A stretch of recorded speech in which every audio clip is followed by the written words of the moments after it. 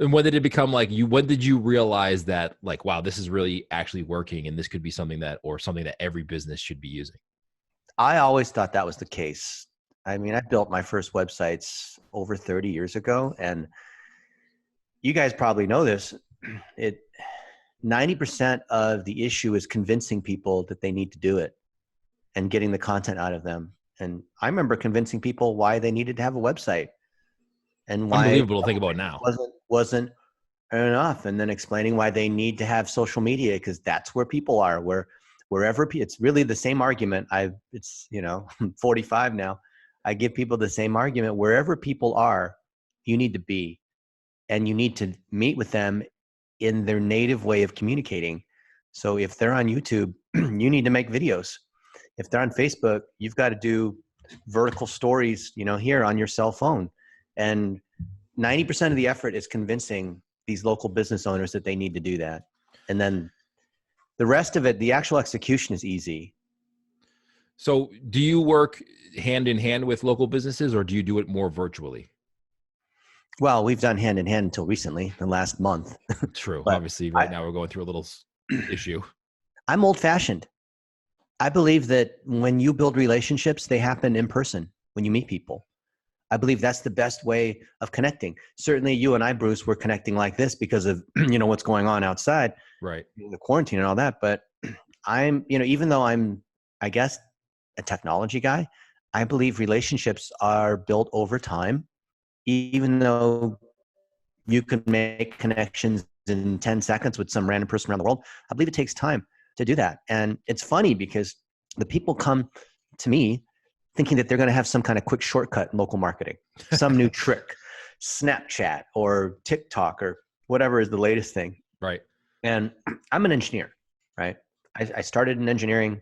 I was an analytics guy that found my way into marketing. So I have a slightly different view of marketing because I come at it as an engineer.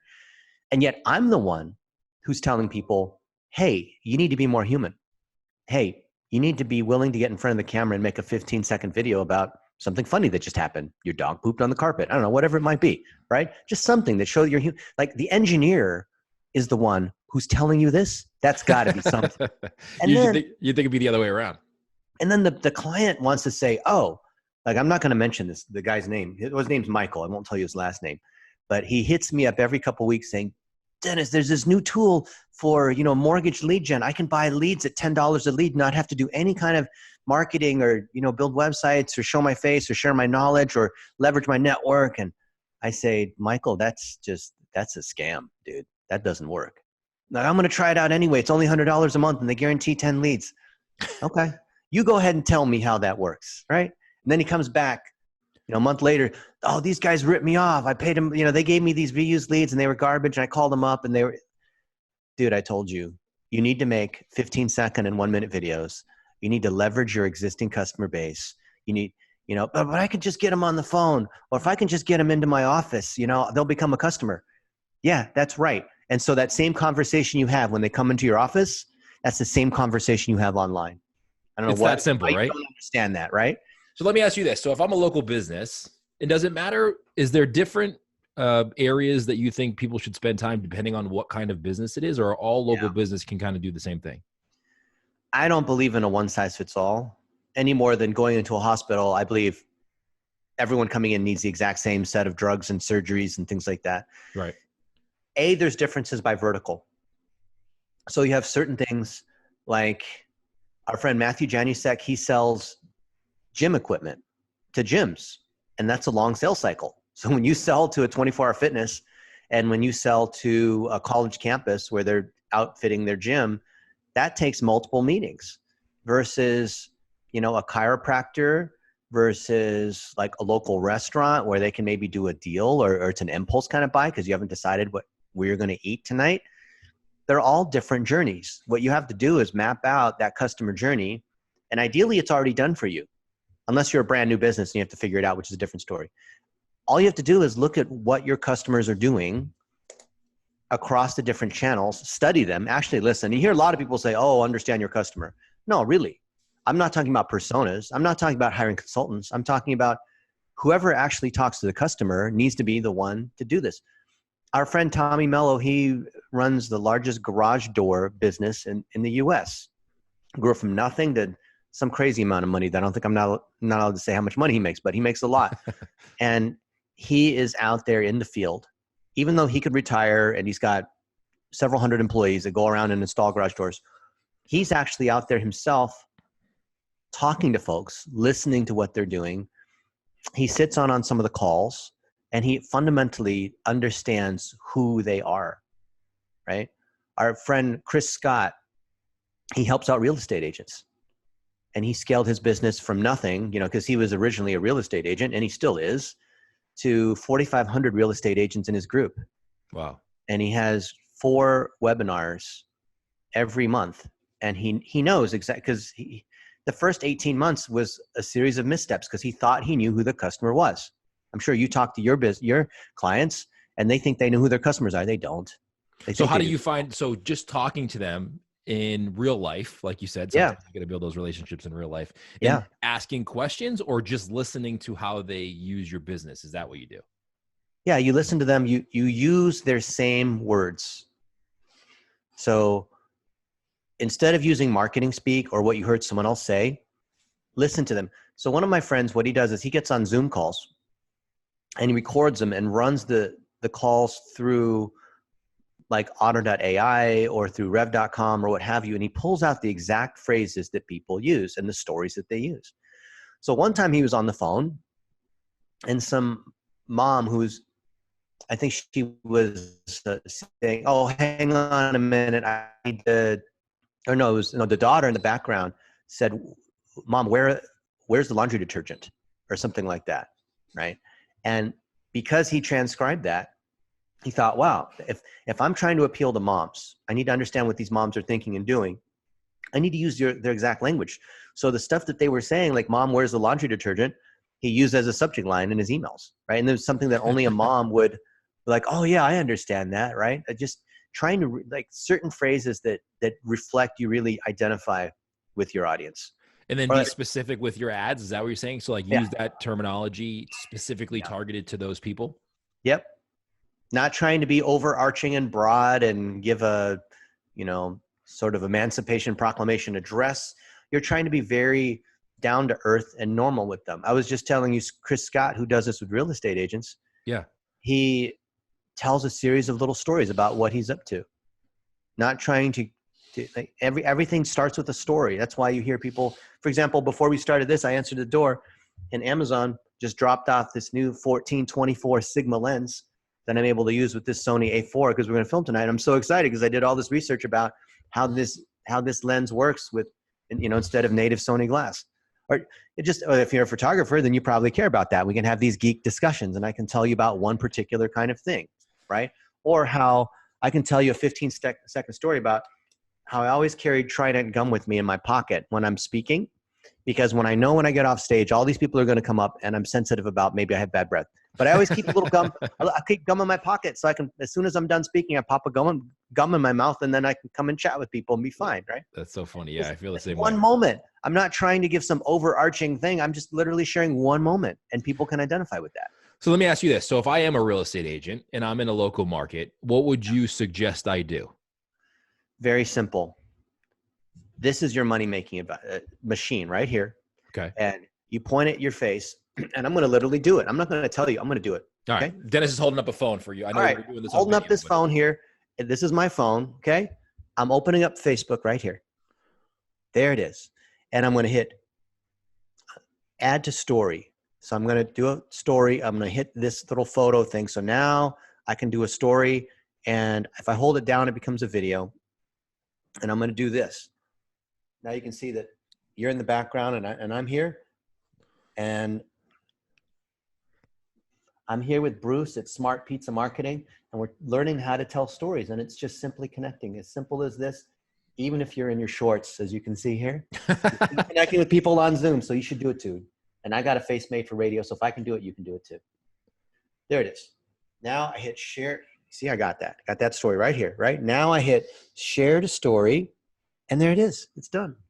Can you do that? Of course. Right? Okay. So that's one thing where you're just telling stories. Okay. And you're just telling stories about like what's happening in your day, or what if people, I feel like people think that whatever is happening in their day, they don't want to share because other people will think it's boring. Oh, that's what they say. And they also say that whatever knowledge they have, everyone automatically knows. So I told you my friend Matthew Janusek, who runs Escape Fitness, he makes all this fitness equipment. Yeah. And he goes to China a few times per year to be able to supervise his factories. And he took one of his videographers on the road last time and did this whole behind the scenes on how they make dumbbells and how they pour the rubber and plastic and all the different processes. And it was fascinating. And I said, Matthew, this is incredible. Like, I had no idea, like, all this stuff goes into manufacturing dumbbells. He's like, oh, no, this stuff's all boring. No one cares about how dumbbells are made. Like, no, like like watching the plastic get poured and it's all molten and you have these different colors and then you assemble stuff and then the whole assembly line and what happens inside the factory. Like, wow, that's really kind of cool. Like, no one really cares about that. So people, they think that whatever they have to say is boring. So share moments of your life, share little tidbits of knowledge. Like, I can share stuff like, hey, do you know, when we do teaching, we always have these giant guidebooks. And this is how we make sure that other people that do training, they're always on task. And I used to go to Kinko's. See, here's an example of a tip where you're sharing knowledge. Okay. I used to go to Kinko's and spend 70 cents a page color. So something like this would cost me like $400 to print. He's holding up a page. It was probably what was that, like 250 pages to that? Well, it's actually 1,200 when you include the whole thing. But I found that if you go online, there's places that will print the stuff at 7 cents a page color and ship it the next day. And so I've saved myself thousands of dollars. And there's these other places. I used to pay $14 a t-shirt. And now I pay $3.25 a t-shirt because here's someone I use who happens to be a client, right? But the thing is, I'm just sharing little tips along the way, right? Or make sure that you drink 50 ounces of water per day. It's easy when you're inside and you're busy and whatever to forget to drink. Your body still needs to drink. Are you drinking at least 50 ounces of water per day? If not, then you're dehydrated. It affects your mental state. By the time your body realizes you're dehydrated, it's too late. I'm just sharing little tips. Am I an exercise fitness, fanatic? No. Am I an expert at how do you use fancy cameras? No. Oh, but I shouldn't share because I'm not a pro photographer. You know what? I can share little things here, right? I can say, hey, this is the new Sony a7 IV, and what I really like about it is that the joystick here is easy to maneuver, and I've got this autofocus button is so easy to press. Oh, and it comes with two APC 2 cards. So, because I'm recording this at 61 megapixels, I've got this storage in it, and it's a lot faster than it used to be. There used to be only one unit here, right? So you're saying don't overthink it. Just share whatever you feel literally like just share like I don't sound good or whatever it is. Look, I can literally take any one of these items and turn it into a story. Like right here, I can say, here's my Apple TV, right? And the reason why I like the Apple TV is because I can go from my laptop here straight onto this TV right here, right? Or I can say, hey, sometimes people wear dark shirts and we bring them onto the webinar. Or they have a dog. I've got a lint roller, so I can just have this lint roller. And it's really handy. Like, look at the little hairs on it. It's from dog hairs and things like that, right? I can just have a lint roller. Isn't it nice to have a lint roller, like whenever you need, right? I'm just sharing little tips. I'm not a pro video, whatever kind of person. And if you're a real estate agent, for example, do you really need to be like super, super knowledgeable about homes and valuations and, mortgages and like, no, you're just connecting with people personally. Do you think, go ahead. You think of any area, any kind of local business. It could be a pizzeria. It could be a chiropractor. It could be, whoever, a dentist or personal injury attorney. The underlying client, do they really care or do they really want to know exactly how, whatever, your back works, exactly how your teeth need to be fixed, exactly how they file a claim with the insurance adjuster, exactly. I mean, do they really care? They're trusting you. And the same is true like for you and me, Bruce, as digital marketers. Do people really, really want to understand how the Facebook pixel works or how you set up auto tagging in Google Analytics? I think it depends on the person. I think maybe I think maybe there's a few, but the vast majority just want results. I don't think they really care about how it works. Like our team comes in and we set up something we call digital plumbing, which is tracking across web and email and social and the ads and, getting all the data together so we can see what's going on, right? It's an X-ray. And so we have a particular process we use that involves Google Tag Manager and putting all the pixels into this universal container and making sure our UTM parameters and all that kind of stuff tags with Google Analytics and Search Console and Google Ads. And we have lots and lots of training on exactly how we do it step by step. How often do you think clients really want to go into the details of how that works? Probably very, very few of them. And now apply that to any area of expertise. So whoever's watching this, if you're here with me and Bruce, think about the areas of expertise you have, the customers you have. Are they just think about it. Do they really want to learn how to do what you do, or do they just want the result? If they just want the result, then what is it that you need to do to improve your marketing to get more customers? You need to relate to them, not try to help them become an orthodontist as well, or help them also become like whatever it is that you do. The expertise that you have, they trust that you have it. If you know that people trust that you have that expertise, it doesn't mean that you can now just be incompetent. It does mean you need to, of course, train your staff and make sure you have a good product and service. Like all that's a given. I'm assuming if you're here, you already do a good job with your customers and they like you. If that's the case, then the thing to generate more customers is to show that you're a human being so that people feel like they could pick up the phone and talk to you, so that when this Corona thing ends, they can come into your office and they can talk with you and not be afraid you might be a weirdo, right? Right. Because you also have kids at home that say the same sorts of things. Yeah, that's super important right now too. Also, yeah. Because, like you said, like the whole situation we're in right now, there's, there's a lot of people out there who are unsure. And I think that, like what you just talked about, a lot of restaurants are closed, but a lot of takeout delivery places who are local businesses are using this as an opportunity to kind of use video to show how they're handling the situation, how they're using gloves and how they're handling the products. So people feel assured to use them and buy from them. Merely saying that you're open and that you're here, if you're a restaurant's enough. My friend Brandon Hurtado, he runs a barbecue in Texas. And he was a digital marketing agency before, and he went through our training on $1 a day and 1 minute videos. And he told me this morning that if it wasn't for the training that he had 3 years ago on how to do 1 minute videos, just little techniques, not hard to do, he would be out of business. But his business is thriving because his takeout and curbside delivery is going through the roof. And is he a professional video person? No. He's literally saying, here I am, here's my smoker. We have 50 pounds of pulled pork that we made, and here's the sauce that we use. And, come check this out. Oh, by the way, if you want to order, here's the number. We deliver to the curbside. Here's our process. We don't use 6 feet of distance and all this, right? And his business has gone up. Wow. And why 1 minute video? 1 minute. Oh, okay. Let me answer it another way. Why 1 minute video? What is the best video? Well, for local businesses, it's the one that you make. It's the one you actually make. Okay. And let me tell you another little backstory behind it. So, did you ever run cross country or do college sports or something like that? Or, high school sports where you had to like wake up in the morning at like 5 a.m. right? And like 2-a-day workouts, things like, brutal things like that. And I remember that I like to sleep in the morning. It's still dark outside and it's cozy and I just want to sleep. And I remember that like I ran NCAA Division I cross country. That's like serious, like running against the Africans, right? So you can't be a slacker if you're going to be. And during the holidays, we would have to run on our own. And I didn't have the discipline like during Christmas break by myself to get up in the morning at 5 a.m. and go knock out a 20-mile run. So what I would do is I'd say, then this is a psychological trick I still use today. I would wake up, the alarm clock would go off, and I don't use the snooze. And I'd say, okay, I'm tired. I don't feel like running 20 miles this morning.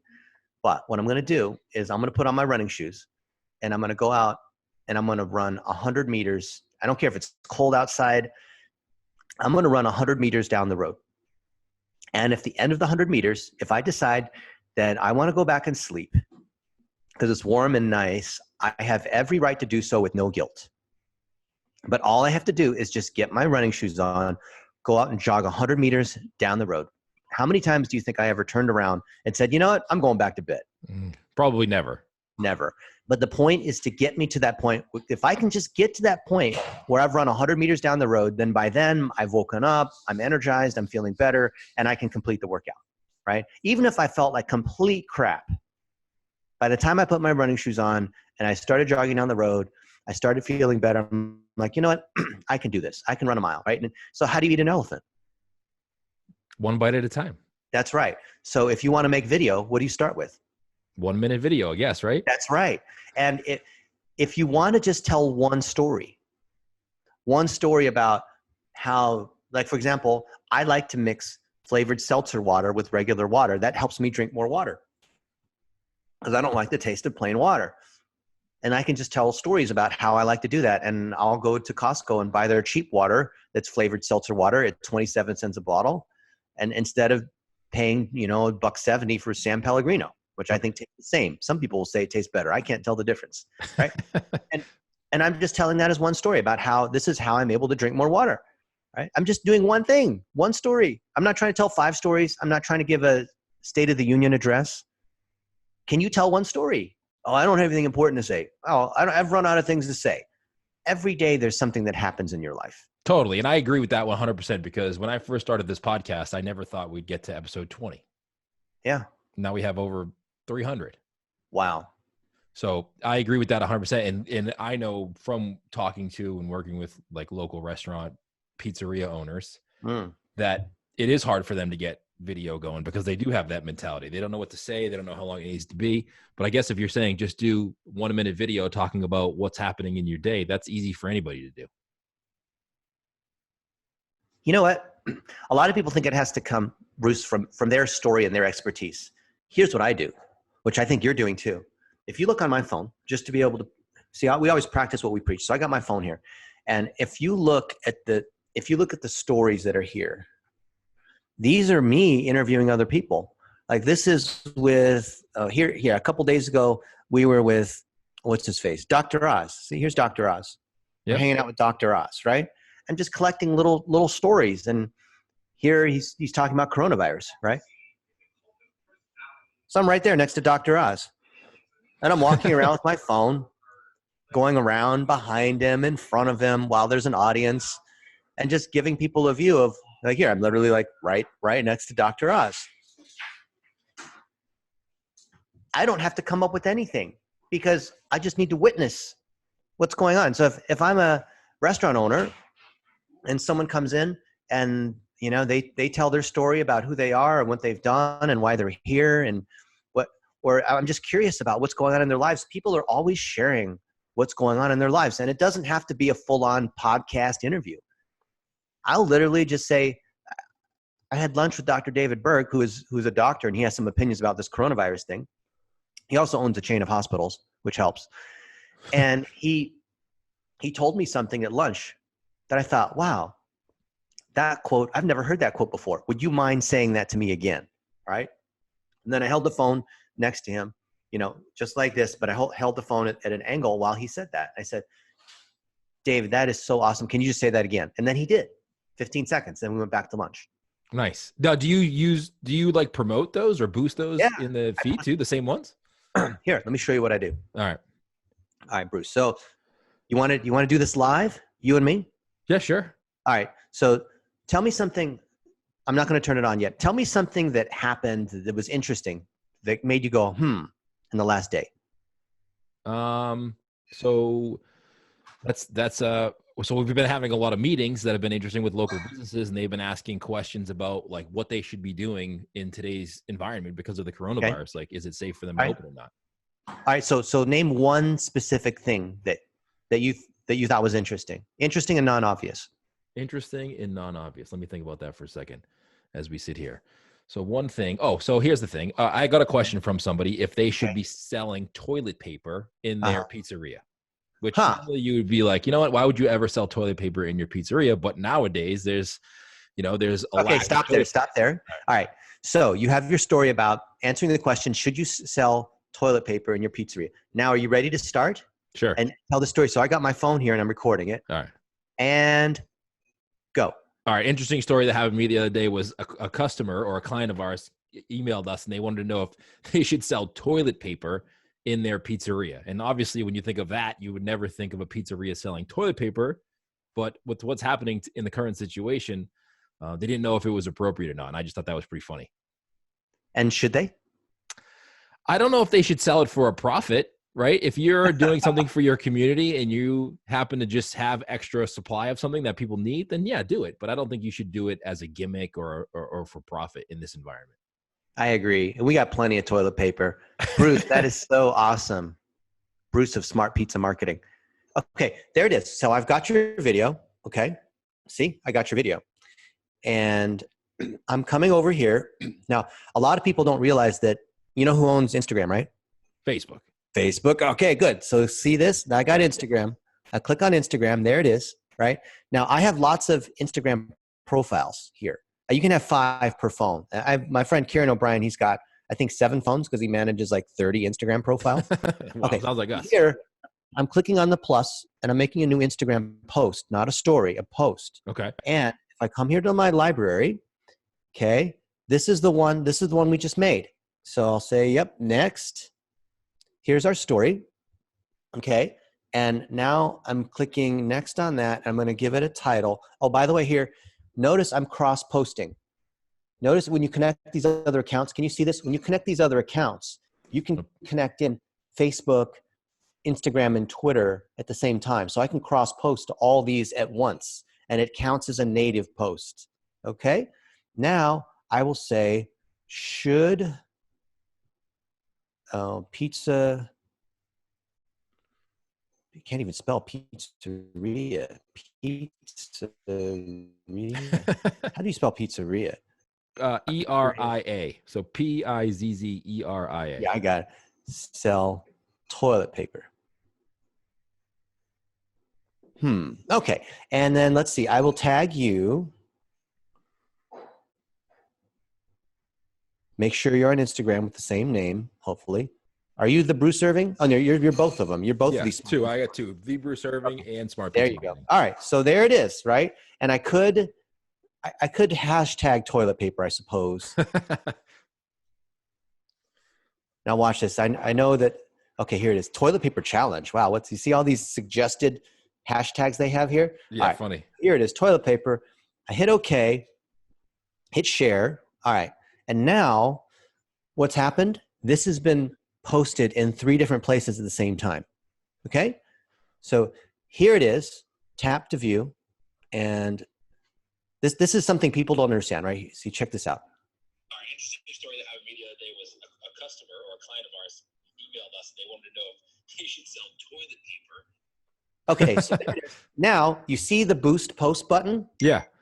You see this blue button, boosting posts? I see So it. I'm clicking on that, grow audience. Okay, so now I can boost this Instagram post. And I can send it to my profile on my website, but I typically like to do that. I can send it to a DM if I want to consult with them, right?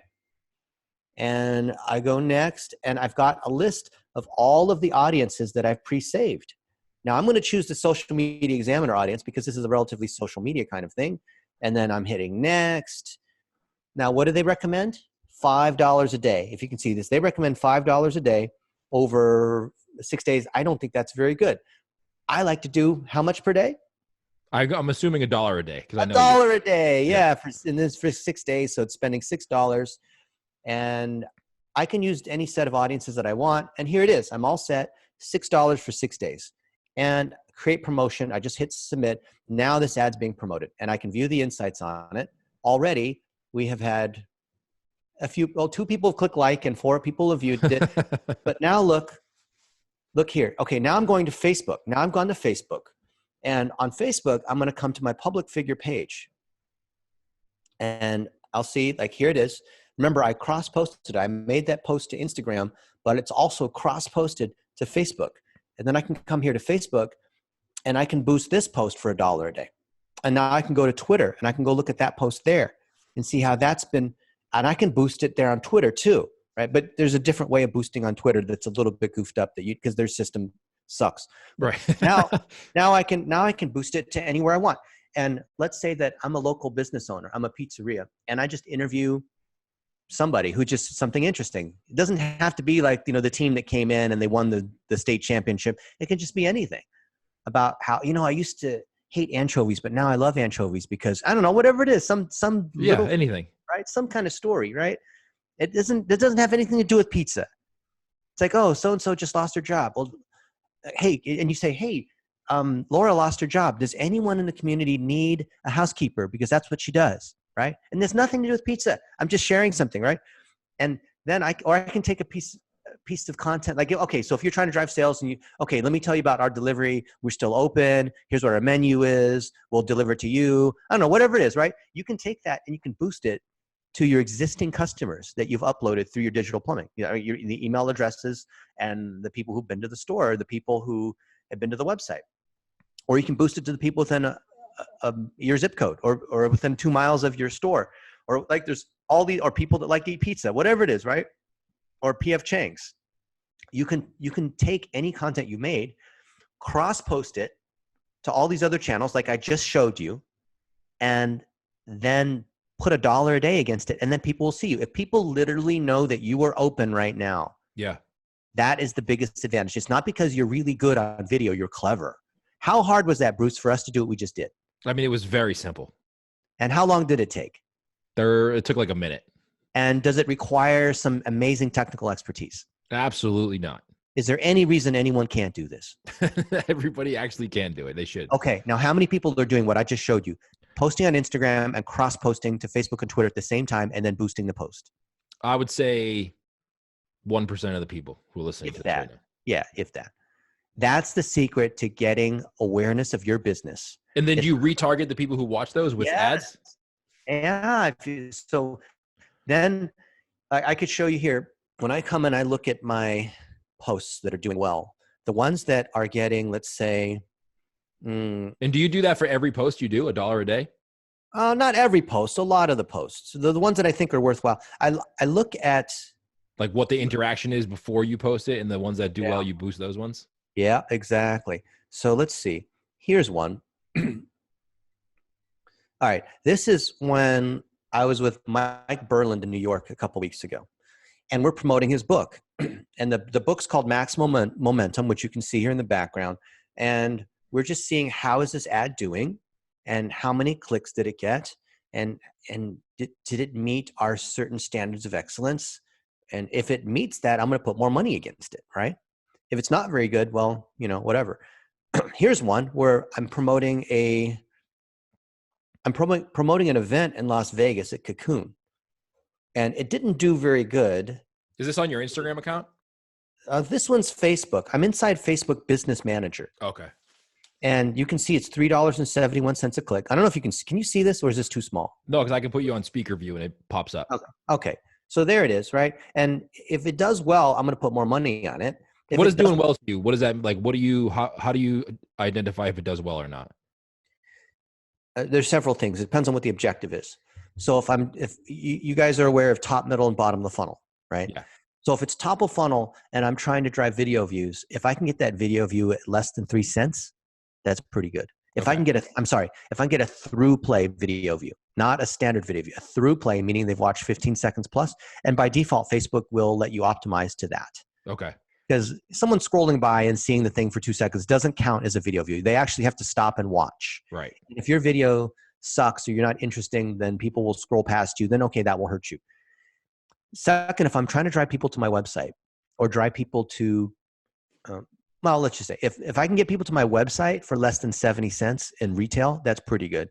B2B, less than $5 is pretty good. If I'm trying to drive a lead, meaning they're filling out a form with an email address and some other information, usually less than $7 is pretty good, but B2B, it might be, less than $20, provided it's a good lead. If I'm trying to drive a sale because I'm doing e-commerce, it depends on what the minimum ROAS is that you need for it to be profitable. Most e-com is 5+, especially when you factor in that remarketing is very, very effective, right? Here's another one. So I was with the Queen when I was in Malaysia. Like the real Queen? Yeah, the Queen. Wow. At dinner. And I was a dum-dum. I was a dumb American. You can see here I am sitting next to her. And I didn't realize that these dinners go on forever. So after 30 minutes, I stuffed my face because the food was so good. All these servants were going around with all this food. And I just sort of forgot that I was in this royal thing. And I was full after about 40 minutes. And then she looked at me across the table like, and I realized that I had insulted her and insulted all of her royal family friends because I had stopped eating. And we started dinner at 7 p.m. and we didn't leave until 2 a.m. What? So I had to go to the bathroom and try to like make it so I could eat more food. So because I didn't want to like offend everybody, right? But just things like that, like like revealing moments of your life and, you know, interesting customs. Like when you meet royalty in Malaysia, because they are a Muslim country, you have to greet them as tuanku. And there's certain ways where you have to bow and you can't like touch them, and you can't, like, there's certain things you can do and can't do. Like, for example, you can't have your legs open and spread. You can't like man spread in front of other people. That's like really rude. You can't point your feet at other people. That's really bad too. I mean, there's lots of little rules. Like you don't realize that if you don't know the rules, you could do something really offensive, right? And then get, you know, killed or something. I don't know, right? Maybe not. That's too funny. But just things like that. And so I was sharing moments from my trip to Malaysia. So you're doing this. So in to sum it up as we wrap it up here, because I don't want to take too much of your time. Yeah. You're saying create content based on your daily life and tell stories of what's happening every day. Yeah. And what I'm sharing has nothing to do with digital marketing. I'm just sharing things that I find, you know, corny jokes that I find are funny. Use the $1 a day method to get awareness to as many people as you can. Yeah. And if people just know who you are, if you target the right audience, especially if you're a local business where there's many other people that sell the same thing that you sell, all you need to do is stand out and be someone that they kind of like you. They think you're kind of cool, right? And then retarget the people who engage with that or watch those videos. Yeah, you can retarget anyone who saw any one of your videos. You can retarget them to a sales message. Amazing. It sounds way simple when you just it is. That. But it goes back to what's the best video? One that someone does, right? The one you actually make. Right. Yeah, that's it. And all the other businesses, because they don't make their videos, that's why they lose. It's not because their videos suck. Yeah, and it doesn't have to be, like you said, it doesn't have to be professional either. Just hold up your phone and record right from that. That's right. So easy, right, Bruce? It's very easy. I'm going to go make a couple videos right after we get off this call because I'm going to test it out. Yeah. My buddy Mitch Wilson makes 400 videos a month. What is he? Just like, that's like, so what is that, 10 a day? Yeah. He goes live twice a day. And every time, so he does sports betting, which of course got hammered recently. But prior to that, every single game he made a 1-minute video on. So if there are 7 NBA games and 2 NHL games and 8 college games, he made a video on every one of them. And what does he talk about? Like what's happening in the game? Oh, his prediction on who's going to win. Oh, okay. Oh, so-and-so is going to win by 5 points and the spread is this and that. I don't know the lingo, but you know, I know what you mean. And he's so good at it. He's got such a good track record. Even though he's just using his iPhone, no fancy studio or anything like that. And he puts it on Facebook, Instagram, and just posts it. He ranks at the top. Like Google is his slave. At YouTube, he has gotten something like 4 million views per month on YouTube. Any keyword you put in related to sports betting, he's at the very top. He dominates more than ESPN, more than anyone else. And I said, there's no way you can be ESPN. You're just like one dude who lives in a mansion in Hawaii. What's his name again? Mitch Wilson. I'm going to look him up when we get off this call. Look him up. He's incredible. We were in San Diego 2 weeks ago at Social Media Marketing World. And I said, Mitch, I don't understand how you make 400 videos. He's like, you know what? It's because I just do it. And it goes back to our thing. Like, what's the best video? He's like, I don't really, because I told him, I don't really think I have the skill to do all this. I don't think I know enough that I can talk that many times per day. He's like, Dennis, I'm not even very good at talking. I don't have any equipment. But you know what? The thing that distinguishes me from everyone else in my industry is I have more videos than everyone else by a mile. And that's it. And then he showed me examples of his competitors where they had fancy studios, women with big boobs, all this fancy stuff, and their traffic sucked. So is your goal 400 videos a month now? Well, I want to start with maybe 40 a month, you know? Like one per day, right? How many do you do currently? I probably do 2 or 3 per day. So that's a significant amount though. Yeah, it's 2 minutes of video per day. And then I make 2 or 3 1-minute videos. Sometimes it's 15 seconds. Sometimes it's 2 or 3 minutes. But usually I do 3 minutes of video per day. I've definitely noticed you, because I've been following you for a while. I've definitely noticed you've been stepping up your video game in the last few months. Yeah, I hate being on video. I would rather write. I would rather be behind the camera instead of in front of the camera because I just don't want to be in front of the camera. But I realized, the engineer has realized, there's mathematically no other way to succeed in business, especially in local to retail, they need to see your face, because otherwise they can't buy from you. They can't connect with you. I totally agree with you. We've been trying to spread that message about being on camera for restaurant and business owners for the last 3 years. Yeah. And still nobody listens. I don't like my voice. I'd rather have someone else do it. No, true. really, I'd rather have someone else do it. But if I want to drive sales, I need to swallow my ego or whatever it is and just be willing to face the camera, even if I don't like my hair or anything like that, you know? I'm going to do the same thing. I'm going to do a video a day or 2 videos a day, just like you said, just to show people how it can be done. Yep. And today's your day. Don't postpone until tomorrow. Do the thing that I said, which is like, oh, I'll just sleep and like whatever. No, get out of bed and do your 1-minute video. Yep. You're going to get better at it as you go anyway. Oh, no, I'll do it tomorrow because today's like, no. Do it right now, because you just made a minute of excuses. You could have made your video right then. It's so true. Where can people go follow you, Dennis, if they want to follow you on Instagram or Facebook, or go check out your Follow website? me on LinkedIn. Okay. Do not friend me on Facebook. I'm at the 5,000 limit. I've been there for like 10 years.